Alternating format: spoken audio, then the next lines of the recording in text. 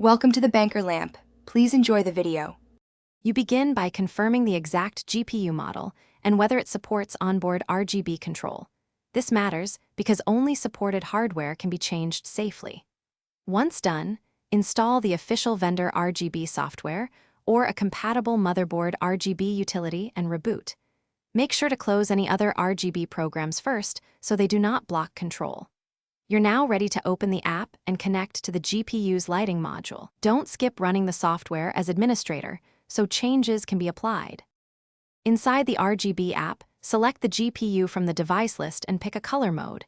You can choose static, breathing, spectrum, or per zone tuning if available. Then use the picker or numeric RGB inputs to set the exact color. Adjust brightness and speed to avoid oversaturation. If you want unified lighting, use the sync option to match motherboard and peripherals. Once satisfied, save a named profile and enable auto-apply so your chosen scheme loads at startup, without repeated manual changes. Finish by saving the profile, applying it, and rebooting to confirm the color persists through startup. If the LED won't change, make sure your GPU driver and the RGB app are up to date.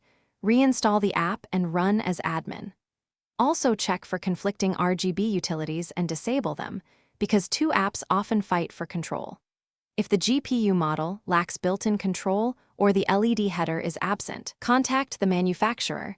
Don't attempt risky hardware mods that could void warranty. Thanks for watching. If this was helpful, leave a like and consider subscribing. See you next time.